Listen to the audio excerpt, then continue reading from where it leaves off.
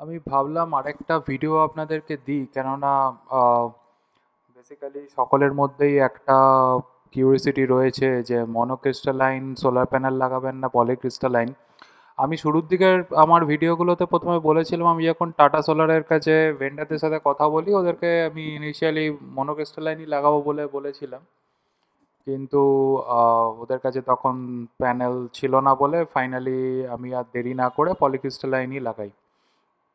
Initially ওরা আমাকে যা কোটেশন দিয়েছিল তাতে 10,000 টাকার ডিফারেন্স ছিল। এবার আপনি যে ভেন্ডারের সাথে কথা বলছেন তাদের সাথে জিজ্ঞাসা করে নেবেন যে যেমন 3 কিলোওয়াট আপনি যদি 2 কিলোওয়াট লাগান কি 5 কিলোওয়াট লাগান আপনার কত টাকা প্রাইস ভ্যারিয়েশন হচ্ছে। আমার 3 কিলোওয়াটের জন্য 10,000 টাকার কোটেশনে ভ্যারিয়েশন ছিল। তো স্যার আর কি 12,000 হবে। হ্যাঁ, যাই হোক, এবার দেখুন আমি একখানা গ্রকে দেখুন আমার কাছে তো জাস্ট পলিক্রিস্টালাইনটাই লাগানো রয়েছে। আমি তো আর ডেফিনেটলি মনোক্রিস্টালাইন প্যানেলস লাগিয়ে কম্পারিজন করতে পারবো, লাইভ কম্পারিজন করতে পারবো না। সুতরাং আমি একটু এআই এর সহায়তা নিয়ে দেখলাম যে কত পার্সেন্ট এফিসিয়েন্সি ডিফারেন্স হয়।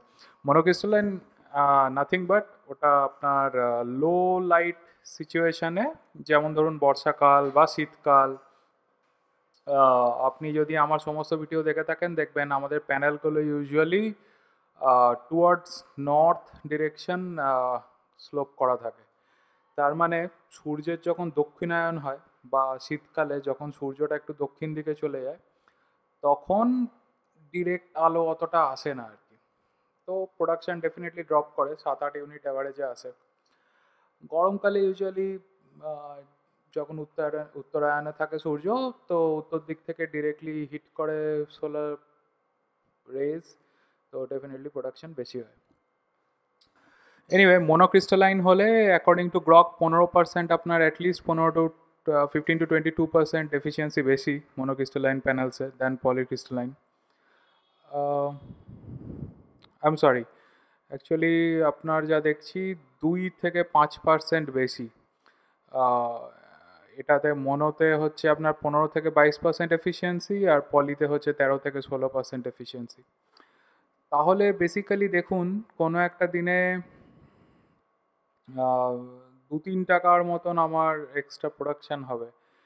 এবার প্রত্যেক দিন যদি আমি 2 টাকা থেকে 3 টাকার এক্সট্রা প্রোডাকশান করি তার মানে বছরের শেষে ধরুন 1,000 টাকার এক্সট্রা ইলেকট্রিসিটি প্রডিউস করবো।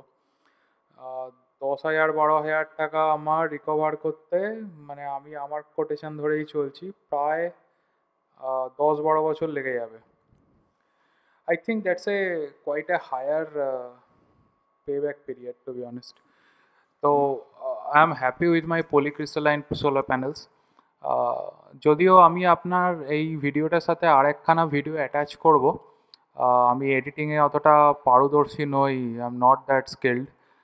তো আমি প্রচণ্ড লেজিও।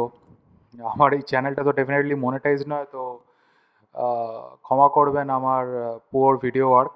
But still you will be able to understand both side. পূর্ব দিকে এবং পশ্চিম দিকে আমার 2টো 4 তলার ফ্ল্যাট আছে আমার বাড়ির পূর্ব এবং পশ্চিম দিকে।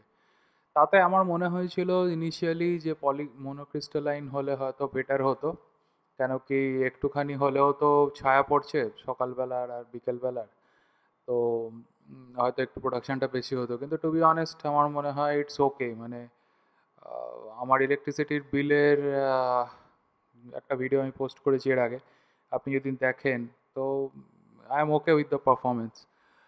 বাকি আপনাদের যা থটস আছে আপনি তলায় পোস্ট করবেন, I will be happy to answer. Thank you so much. এখন 5টা 40 বাজে। আজকে 31শে মার্চ। আমার গ্লো ওয়াটার ইনভার্টার এখনো গ্রিন, তার মানে এখনো ইলেকট্রিক প্রোডাকশন হচ্ছে, যদিও বাইরে ততটা লাইট নেই। 5,046 ইউনিট। চলুন আপনাদের যে কারণে আজকে ভিডিওটা বানাবো ভাবলাম সেটা আপনাদের দেখাই।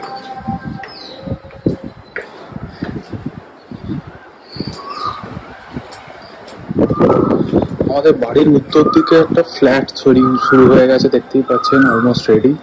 তো যেটা কিনা আংশিকভাবে হলেও এই যে টিনটা আপনারা দেখতে পাচ্ছেন, এই আমাদের বাড়ির টিন নীল রঙের, এর ওপরে আমাদের প্যানেলগুলো আছে, সোলার প্যানেলগুলো।